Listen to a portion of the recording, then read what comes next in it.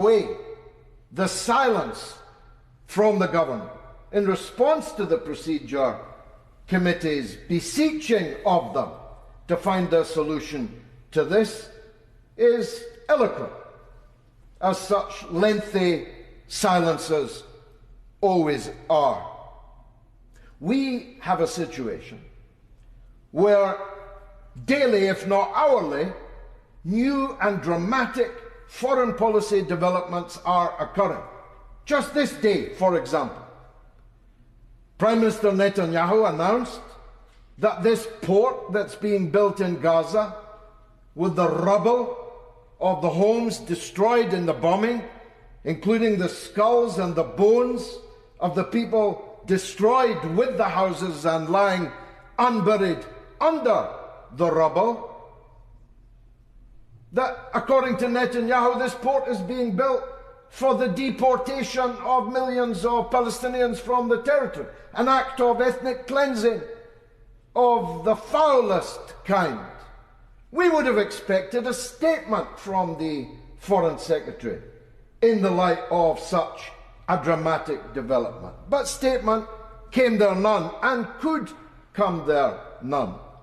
His able deputy, and I share the honourable gentleman's feelings for the Minister of State, a fine man, I've known him a very long time. He cannot possibly cope with all of this workload as effectively Lord Cameron's deputy in here, his vicar on earth in here. But even if he could, he still would not be the Foreign Secretary. We cannot continue to be a democratic country. We cannot continue. Of course. Yeah, I think sorry, of course. I will be brief because it is very unusual to come in after an adjournment debate has started and then intervene. And it is important that everybody who does intervene stays to the end as well. Speaker, and thank you for that strict reminder. Does the honourable gentleman agree that if he or I was to secure an urgent question, the same principle would apply? The Foreign Secretary would not be here. Indeed, cannot be here for reasons which are what? About architecture?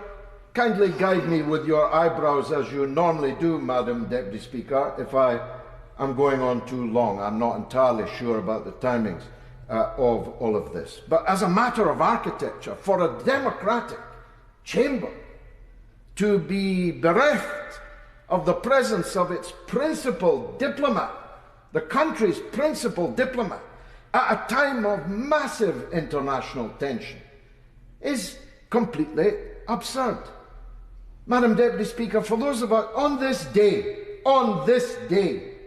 in 2003, our country went off to the most disastrous war that we fought for well over 100 years. It was a disastrous decision. But at least it was a decision that the Prime Minister and Foreign Secretary of the day were ready to and had to defend each and every single day. The debates, not many of us here now were involved in them, except thee and me. These debates were of the fiercest and most urgent kind. But we may be on the brink of World War III, Madam Deputy Speaker. Little Macron may be about to march his legionnaires into Odessa, creating the gravest international crisis since the Second World War.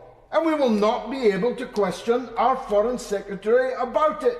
We'll have to wait for the morning editions to learn what the government intends to do about it. War in Ukraine, war in Gaza, maybe war against Iran, war in the Red Sea, war everywhere. Foreign Secretary, nowhere.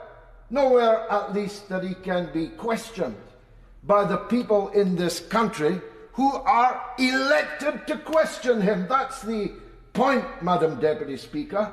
It is our duty to hold ministers to account.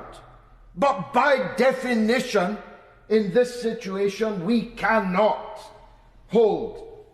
The occupant, we talk about great offices of state, at such a period of high tension, there can be no doubt that the second most important office of state in Britain today is the Foreign Secretary, but he is out with our reach. We can't even, as we once did, rub shoulders with them in the division lobby. We can't even see him in the members' tea room. We can't bump into him in the corridor here. We cannot in any way impress upon him that millions upon millions of our fellow citizens and our constituents have this or that concern, point of view on the great issues of the day. This is untenable, Madam Deputy Speaker. I am seeking to inject some note of urgency and passion into this because it is an untenable situation. I wish that from amongst the members opposite it had been possible to find one capable of being the Foreign Secretary. Would have been much easier and this debate would not be happening. That was not so. None of them were up to the job. It's therefore incumbent immediately for the government to bring forward a solution whereby we are able to look in the eyes of the second most important politician in the state and press upon him the political preoccupations that occupy the concerns of millions of us. Nigel